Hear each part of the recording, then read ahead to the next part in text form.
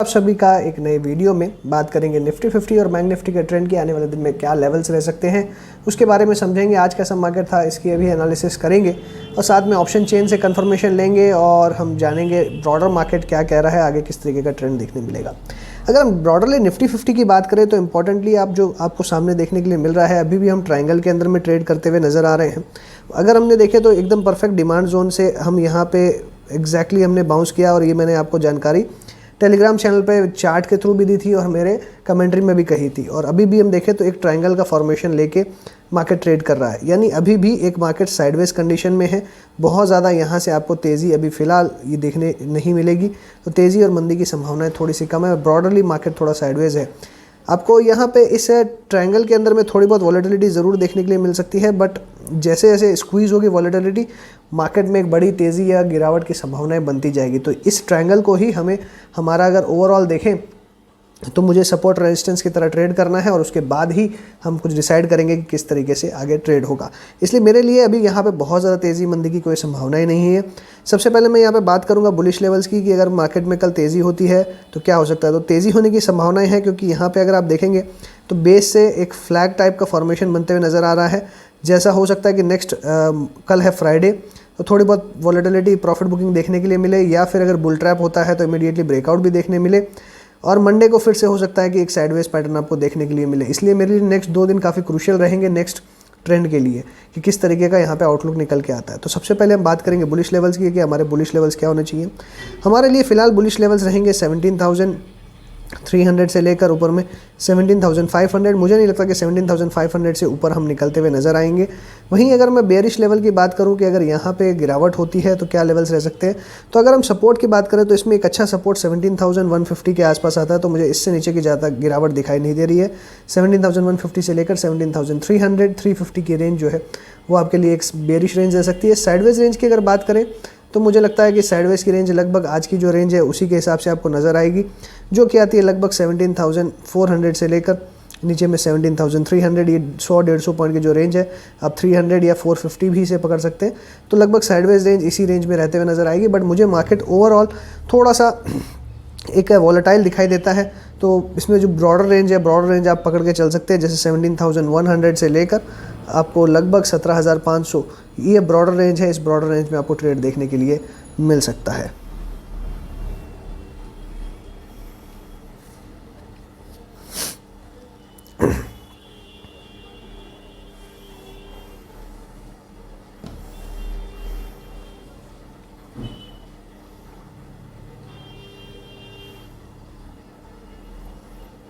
तो अगर अब हम बात करें बैंक निफ्टी की, तो बैंक निफ्टी में भी क्लियरली अगर देखेंगे तो यहाँ एक सपोर्ट एग्जैक्टली परफेक्ट सपोर्ट के आसपास ये आज क्लोज होता हुआ नज़र आ रहा है। तो मेरे हिसाब से जिस तरीके का ओवरऑल स्ट्रक्चर बना हुआ है, बैंक निफ्टी थोड़ा सा नेगेटिव दिखाई देता है। और कहीं ना कहीं से आप अगर आज देखेंगे तो आपको बैंक निफ्टी में ज़्यादा प्रेशर देखने मिलेगा इन कंपैरिजन टू निफ्टी। जहां निफ्टी सिर्फ 0.1% की गिरावट के साथ में क्लोज हुआ है, बैंक निफ्टी वहां पे 1.15% की गिरावट के साथ बंद हुआ है, यानी काफ़ी अंडर परफॉर्म किया है बैंक निफ्टी ने। और कहीं ना कहीं इसका जो रीज़न है वो आ रहा है इंटरेस्ट रेट इंक्रीज़ का। तो डेफिनेटली देखिए ये तो होना ही है, इंटरेस्ट रेट इंक्रीज़ तो आज नहीं कल होने ही वाली है। तो इसको लेके बहुत ज़्यादा चिंताएं मुझे तो नज़र नहीं आ रही है। ऑलरेडी बैंकिंग सेक्टर ने ऑलरेडी अपने रेट्स जो है वो मुझे लगता है काफ़ी हद तक चेंज कर दिए हैं, रिवाइज़ कर दिए हैं। तो इसका बहुत ज़्यादा मेजर इम्पैक्ट इमीडिएटली आता हुआ शायद आपको नज़र ना आए। तो मेरे हिसाब से आपको यहाँ पे बहुत ज़्यादा चिंता करने की ज़रूरत नहीं है, थोड़ा सा कॉशियस रहें बस। बाकी ओवरऑल मुझे जो सिनेरियो दिखाई दे रहा है, मुझे ऐसा लगता है कि यहाँ पे भी आपको एक लगभग साइडवेज रेंज देखने के लिए मिलेगी। अगर मैं ब्रॉडर रेंज की बात करूं, अभी मार्केट के लिए 37,000 से लेकर लगभग 39,000 की जो रेंज है, ये एक ब्रॉडरली रेंज नज़र आ रही है। इसलिए सबसे पहले मैं बात करूंगा बेयरिश लेवल की, क्योंकि मैं एक्सपेक्ट कर रहा हूं कि कल कम से कम गैप डाउन होगा, उसके बाद में वापस अपसाइड देखने मिलेगी। इसलिए नीचे में लगभग 36,800 मुझे लगता है कि एक सपोर्ट का काम करेगा, 37,300 एक रेजिस्टेंस का काम करेगा। और इस रेंज में आपको एक लगभग ट्रेड देखने मिल सकता है। उसके बाद में अगर साइडवेज रेंज की बात करूं कि अगर छोटे से रेंज में ट्रेड करें तो क्या होगा, लगभग साइडवेज रेंज आपके लिए 37,300 से लेकर ऊपर में 37,700 ये रेंज में रह सकता है। बुलिश रेंज की अगर मैं बात करूं तो फिर से कल ये क्लाइम करके लगभग 38,000 के ऊपर निकलने की कोशिश करेगा, लगभग 38,300 तक की आप रेंज पकड़ के चल सकते हैं। और मुझे लगता है कि मार्केट थोड़ा ब्रॉडर रेंज में ट्रेड कर सकता है, 37,000 से लेकर 38,000 ये आपके लिए एक ब्रॉडर रेंज का काम कर सकती है। हम निफ्टी 50 की बात करें तो 0.1%, नेक्स्ट को लगभग 0.2% की तेज़ी, ये कम्प्लीटली एक फ्लैट ट्रेंड आप कह सकते हैं देखने मिला है। स्मॉल कैप स्टॉक्स में डेफिनेटली कंटिन्यूड प्रेशर बना हुआ है और मुझे लगता है कि कुछ समय के लिए ये प्रेशर बना हुआ रह सकता है, बट इसका मतलब ये नहीं है कि आपको कहीं यहाँ पे मौका नहीं मिलेगा। अगर आप विक्स की बात करेंगे तो विक्स आप फिर से देखेंगे कि आपको लगभग जिस तरीके का ट्रेंड देखने के लिए मिल रहा है, यहाँ पे विक्स 6.85% अभी भी प्लस में चल रहा है, तो यानी वॉलेटिलिटी मार्केट में अभी बहुत ज़्यादा रहने वाली है एटलीस्ट कुछ समय तक।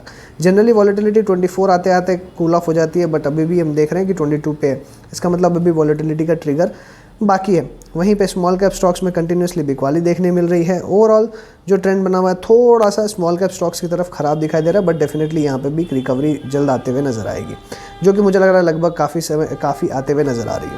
बैंकिंग स्टॉक सबसे ज़्यादा प्रेशर में है, ऑटोज़ होल्ड कर रहे हैं लेवल्स को, फाइनेंशियल सर्विसेज होल्ड कर रहे हैं, एफएमसीजी थोड़ा सा होल्ड करने की कोशिश करिए मार्केट को, आईटी में कंटिन्यूड प्रॉफिट बुकिंग है, मीडिया स्टॉक्स भी पिटते हुए नज़र आ रहे हैं, मेटल स्टॉक साइडवेज नज़र आ रहे हैं, फार्मा और पीएसयू बैंक्स यहाँ पे तो फिर से मतलब जो पिटाई है वो कंटिन्यू रहते हुए नज़र आ रही है। तो पीएसयू बैंक से थोड़ा सा पेन आपको आते हुए दिखाई दे रहा है, बट ओवरऑल मुझे ऐसा लगता है जो न्यूज़ बेस्ड पीएसयू बैंक्स में सेलिंग है बहुत जल्दी रुकते हुए नज़र आएगी। ब्रॉडरली जिस सेक्टर में हमने पहले भी डिस्कशन किया कि आपको फोकस करना है, जैसे कि ऑटो, मेटल्स और importantly financial services and banking, तो इन 3 सेक्टर्स के अंदर में आपको मेजर फोकस आपका रखना है। आईटी में एवरेज रिटर्न्स मिलेंगे लेकिन काफ़ी करेक्ट हो चुके हैं, तो इन्हें यहाँ पे एक्यूमुलेट का मुझे लगता है कि आपको मैं एक रेंज दे सकता हूँ कि जहाँ पे आप एक्यूमुलेट कर सकते हैं, तो इस एरिया में आप एक्यूमुलेट करना शुरू कर सकते हैं। एफएमसीजी कंटिन्यूसली अंडर परफॉर्म करेगा इस साल, मुझे जो उम्मीद है, इसलिए यहाँ पे कोई फोकस नहीं है। और pharma as a sector, as a stock आपके पोर्टफोलियो में नहीं होना चाहिए, तो इसलिए मैं उसके व्यू को सपोर्ट नहीं करता हूँ।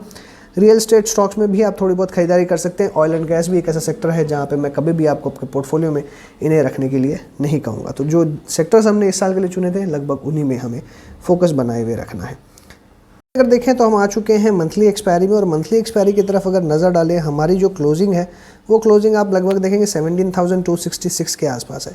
तो अगर हम इसके आसपास की ओआईज देखें तो काफ़ी स्कैटर्ड हमें नज़र आ रही है ओआईज।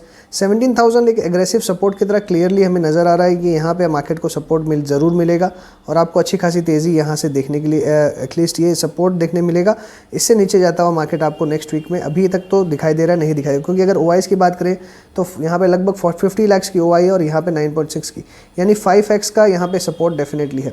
और अगर हम जैसे जैसे ऊपर जाएंगे तो ऊपर हमारा मेजर रेजिस्टेंस आता है 17,500 पे, और इमीडिएटली अगर रेजिस्टेंस की बात करें तो मेजर रेजिस्टेंस इमीडिएटली 17,300 पे आता है, जो कि आज की करंट क्लोजिंग से ठीक ऊपर में है। और अगर हम नीचे सपोर्ट की बात करें 17,200, ये एक अच्छा सपोर्ट निकल के आ रहा है, तो मुझे ऐसा लगता है कि यहाँ पे डेफिनेटली बाउंस बैक हो सकता है। यानी कल अगर गैप डाउन होता है तो आपको बाइंग करनी है डेफिनेटली 101%। मुझे ऐसा लगता है कि गैप डाउन होने से ही गैप डाउन अगर होता है तो वापस से आपको अच्छी तेज़ी मिलेगी, और अगर गैप अप ओपनिंग होगी तो एक बार गिरावट होगी, तो मार्केट को एक बार सेटल होने देंगे, यानी मार्केट जब खुलेगा उसी के बाद ट्रेड करेंगे। प्री मार्केट में कोई ट्रेड करना मुझे लगता है कि नहीं बनता है। इसलिए सबसे पहले हमारी चॉइस ये नहीं चाहिए, अगर अच्छा खासा गैप डाउन हो तो हमें बाइंग की तरफ ही अपना एक ट्रेड बनाने की कोशिश करनी है रादर देन शॉर्ट, क्योंकि 17,000 से नीचे जाता हुआ बिल्कुल भी किसी हालत में मुझे नज़र नहीं आ रहा है। लेकिन अगर मैं 17,500 देखूँ तो 17,400 500 एक मेजर रेजिस्टेंस की तरह काम करेगा, तो इसके ऊपर भी जाता हुआ नज़र नहीं आ रहा है। इसीलिए जो ब्रॉडर रेंज है 17,450 से लेकर नीचे में 17,200, मुझे लगता है कि ये आपके लिए एक अच्छी बुलिश रेंज रहेगी, और लगभग इसी रेंज में आपका ओवरऑल मार्केट ट्रेड करना चाहिए, जो कि मैं अभी अनुमान लगा पा रहा हूँ। तो अगर हम बैंक निफ्टी की बात करें तो बैंक निफ्टी के अंदर में भी आपको एक अच्छा ट्रेंड देखने के लिए मिलेगा। अगर हम बैंक निफ्टी की बात करें तो बैंक निफ्टी में हमारी क्लोजिंग है 37,424 की। ये है हमारे फ्यूचर्स की क्लोजिंग, ना कि स्पॉट की। स्पॉट हमारा लगभग 500 के पास में, इसलिए मुझे जो यहाँ पे नज़र आ रहा है 37,500, ये लगभग एक फाइटिंग लेवल है, क्योंकि यहाँ पे 6.4 अगर देखेंगे तो कॉल्स के अंदर में कॉल राइटर्स एक्टिव और 8.5 पुट्स में, तो बहुत ज़्यादा मेजर डिफरेंस नहीं है। 37,000 के नीचे नहीं जाएगा, ये क्लियरली नज़र आ रहा है, क्योंकि यहाँ पे भी 5x सपोर्ट है। अगर कॉल्स देखेंगे तो 2.1 है, पुट देखेंगे तो 10.2 है, तो ये क्लियरली सजेस्ट कर रहा है कि यहाँ पे जो PCR है ये लगभग 5 का है, और यहाँ पे आपको अभी गिरावट देखने नहीं मिलेगी। लेकिन 37,500 ये थोड़ा सा वीक नज़र आ रहा है, यानी अगर ये होल्ड आउट कर लेता है तो डेफिनेटली शॉर्ट कवरिंग आपको देखने के लिए मिलेगी और आपको मार्केट फिर से ऊपर की तरफ मूव करेगा। लगभग आप अगर रेजिस्टेंस नेक्स्ट देखेंगे तो 38,000 से पहले कोई रेजिस्टेंस नहीं है। 38,000 पे भी 7.3 पुट राइटर्स हैं, 7.3 लाख और 12.8 कॉल राइटर्स है, यानी ब्रॉडर रेंज जो है कल आपके लिए साइडवेज की रह सकती है, वोलेटाइल रह सकता है। 38,000 से लेकर लगभग 37,500 इस रेंज के अंदर में आपको ट्रेड देखने के लिए मिलेगा। मेजरली अगर गैप डाउन होता है, यानी गैप डाउन अगर 200-300 पॉइंट अगर आपको मार्केट नीचे मिले तो आप मान के चलिए कि आपको एक बाउंस बैक पुल बैक आपको देखने के लिए मिलेगा। इसलिए फिर से यहाँ पे भी मेरे यही सलाह रहेगी कि गिरावट में हमें बाय करना है और हायर लेवल्स पे अगर गैप अप अच्छा खासा खुलता है तो सेल करके चलना है। उसके बाद में जब एक मार्केट सेटल हो जाएगा तब फिर एक डायरेक्शनल ट्रेड लेंगे, अदरवाइज़ नहीं लेंगे। तो आशा करता हूँ वीडियो आपको समझ में आओगी। मेरा जो नया फॉर्मेट है थोड़ा सा अलग तरीके का है, क्योंकि इसमें मैं वीडियो भी बहुत जल्दी से बना सकता हूँ और आपको डेटा भी बहुत सारे समझा सकता हूँ। तो आशा करता हूँ वीडियो आपको ज़रूर समझ में आएगी। अगर समझ में आया है और वीडियो ऐसी ही पसंद आ रही है आपको तो वीडियो को लाइक कर दीजिएगा, दोस्तों के साथ शेयर कीजिए। मिलता हूँ अगले वीडियो में। Thanks for watching again. Happy trading and investing.